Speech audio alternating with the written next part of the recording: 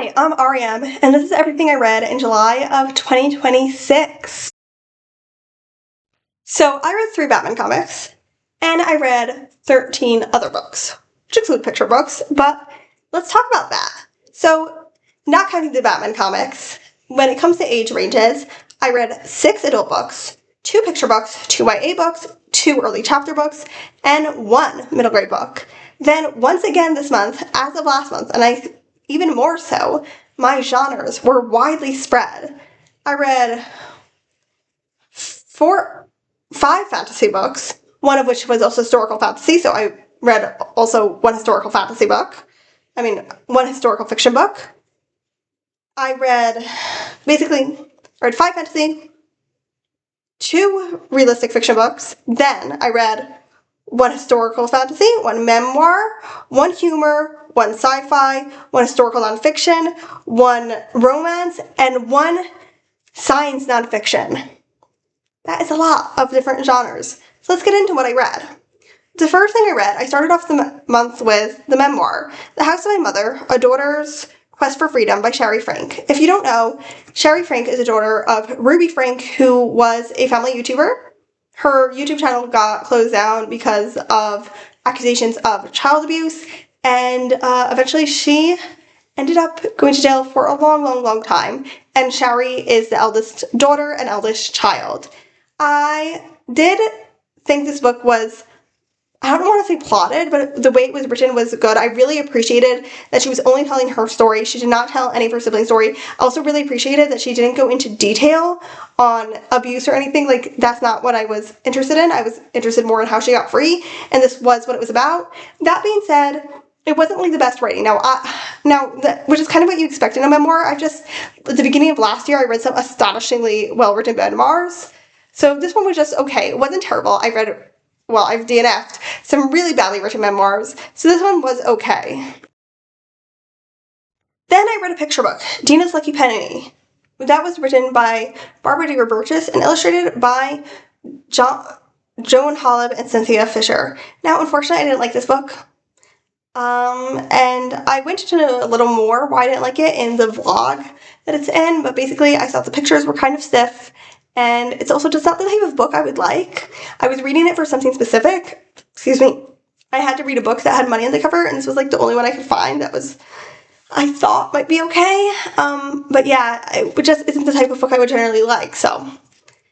Okay. I did read 1 picture book. I read 2 picture books. I'm so sorry, excuse me. Then I reread a book. I reread The Lie Tree by Frances Hardinge. This is actually the first Frances Hardinge book I read, and it's basically what got me into reading Frances Hardinge. I haven't read all of Frances Hardinge's books yet, but this is what made me want to read all of her books, and this is a historical fantasy. It happens in, it happens some point in the Victorian era, and we're following Faith. Faith is a 14-year-old girl who just absolutely loves science. Luckily for her, her father is a scientist, and he lets her study with him. However, they're moving to a remote island, and she knows that it's because her father has been disgraced. She isn't sure exactly all the details, but she knows he's been disgraced. Then he shares with her a secret about a tree that can give you truth if you tell it lies. And then he's murdered. So she decides to figure out how he's murdered by using this tree. This book is just so atmospheric, and I absolutely loved it. I didn't love it as much this time around, just because I've already read A Skin Full of Shadows, and that is Frances Hardinge's most amazing book. But yeah, great book. Then I read Winds of Fury by Mercedes Laquet, illustrated by Larry Dixon. No, I did not like this one. I can't tell you much about it because it's so far in the series, but I can tell you I did not like it, but I liked it more than the book that came before it. I do say more about it in the blog that's in. Then I read 1984 by George Orwell. So this one I have complicated feelings about. It's divided into 3 parts, and I liked one of those parts, and I didn't like the 2 other parts, but for different reasons. The first part was when I was like, wow, I'm actually going to like this book. And I'm glad, and besides the fact that I didn't like it, I'm still glad, we'll get into that in a minute. But yeah, I was like, wow, I actually like this book. It was well plotted, the world wasn't the best setup, but it was interesting what we saw.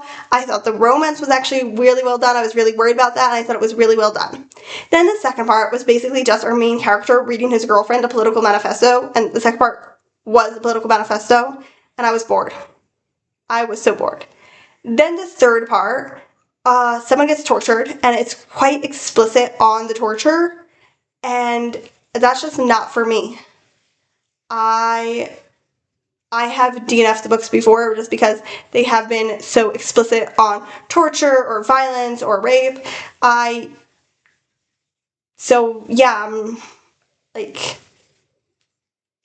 it literally made me feel sick to read the book, and not in a good way.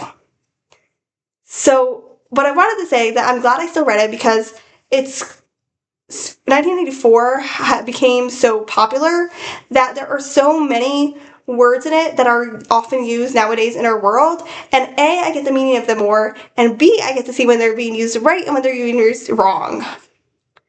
Okay, then I read my favorite book of the month, The Dark Queens, The Bloody Rivalry That Forged the Medieval World by Shelley Puhak. This is a nonfiction history book, and it's very narrative, and there were times that it kind of annoyed me how narrative it was. But I do think that overall Shelley Puhak did a very good job of saying, we don't really know, this is just what we think because of this and this. Actually that last part, less. She did a good job of saying we don't really know, this is what we think. She didn't do as much of a good job, and I wish she had, of saying because this is what we think because of this and this and this. However, this book is a nonfiction about two queens in what is nowadays France, Switzerland, and parts of Switzerland, Germany, and Italy. And they both were queens for a very long time. They were rival queens. And honestly, yeah, this book is kind of feminist as well. But also, the stuff that happened here was crazy. Like, just crazy. And I really thought it was very interesting. I thought Shelley Puhak did a very good job of making it interesting, and also having us keep track of so many events happening to people with similar names in different places but at the same time. So I thought she did a really good job of that. My biggest critique of the book is actually that she, of course, is biased in one way, and the way that she is biased is that she doesn't understand religion. And when people did something that could have been for religion, she just seems to forget that was even an option, that it could have been for religion. Like, she'd bring up political reasons, matrimonial reasons, and it's like, but Shelley, you know, some people are religious because they're religious. They really do believe. Okay, the next one I read was The Queens of New York by E.L. Shen. This is a realistic fiction book that follows three best friends who come from Queens, New York. And each of them has a very different background.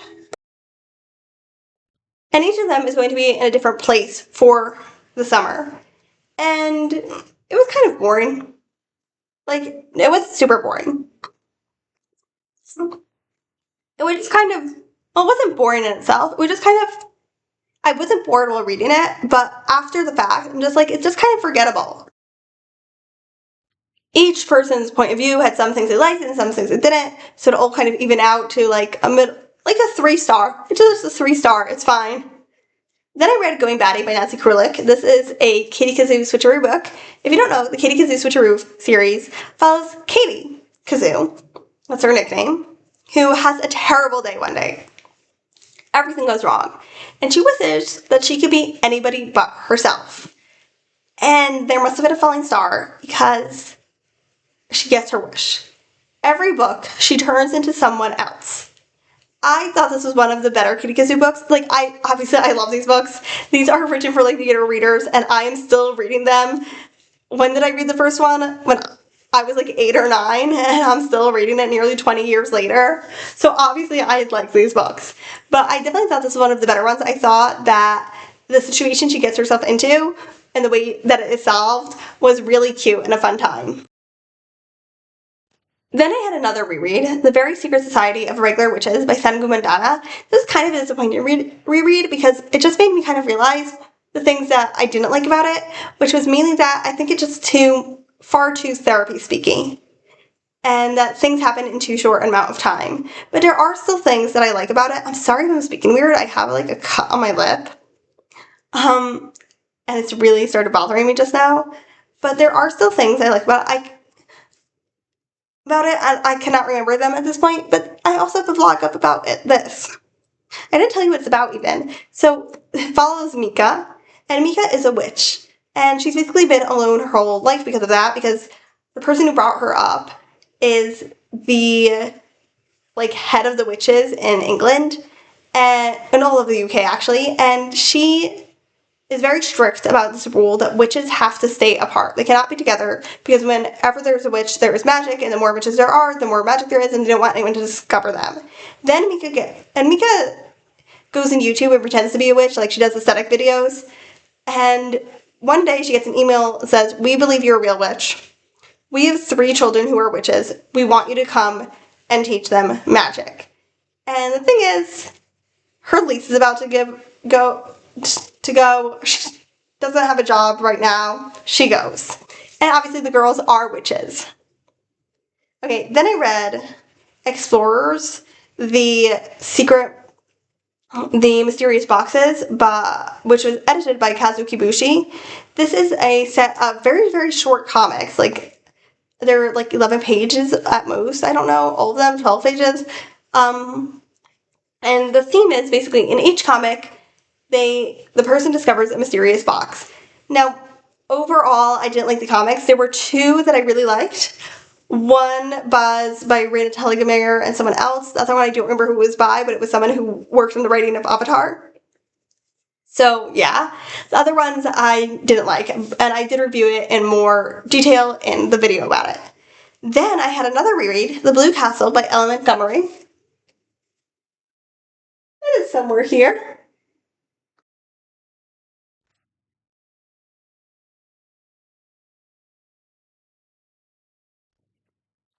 So this is about Balancing Sterling, who lives with an emotionally abusive family. She's 29 and she discovers, and she's been an old maid her whole life, and she discovers that she has a year to live.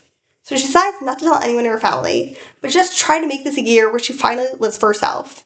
And obviously she falls in love with a guy. Now, I don't usually like romance books. This romance book I absolutely love. I do not know how many times I've read this.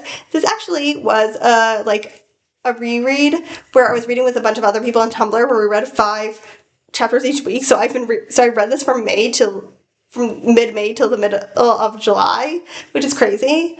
But yes, I love this book so much. I think one of the reasons I love this book is that it's really about Valancy finding out who she is. While the romance is a part of it, it's mainly in the second half of the book. And it could not have happened without the first half of the book of Valancy, taking her life into her own hands. Okay. Then I read, another reread that I also have here.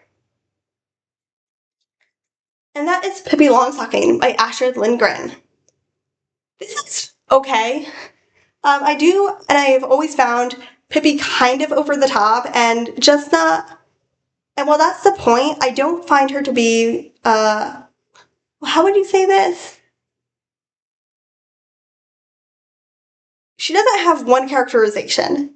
She sometimes is dumb, she's sometimes smart, in ways that can be extremely opposite of each other, and I do find that frustrating. However, I think the writing is very nice. I mean, I know it's translated, but I do think, I don't know if it was Astrid Lindgren or the translator who did such a good job, but I do think they did a very good job. And that gives a very cute, friendly vibe to the book, despite the frustrations I have with it, that have made me reread it. Okay, and lastly, I read Why Do Volcanoes Blow Their Tops? Questions and Answers About Volcanoes and Earthquakes by Melvin Berger and Gilda Berger. So this is the science nonfiction, and it's a picture book about volcanoes and earthquakes. I thought it was fine. The one critique I have is that I do wish at some parts, there was one part where it was they were talking about Ring of Fire, which is a specific part of Earth's crust, and they were and there was a picture of it on page 37. I was on page 25, which is technically fine. I was just reading it as an ebook, so that was annoying. But there were other points where it was where they were like talk about one volcano and then suddenly they have a picture and it was labeled like as a different volcano totally. I was like, well, why? Just if you're going to talk about one volcano, have the picture of that volcano. Don't have a picture of a different volcano of the same type. But that's my only complaint. It was fine. I mean, I think that it gave a lot of information in a very digestible way and in a way that felt well connected. And it was very good at also explaining, well, I don't know, I already know how earthquakes and volcanoes work. Maybe it wasn't that great at explaining the basics. But that is everything I read in July. Oh, we haven't talked about series. So, have I continued any series? Yes, I said I read 3 Batman comics. That's been continuing a series. I also read a Kitty Kazoo book. That's continuing the series. Anything else? Nope. I read Pippi Longstocking and Explorers, which are the first in the series, but I don't plan to continue rereading the Pippi Longstocking series, and since I didn't like the Explorers book, I am not planning to continue reading that. So no series.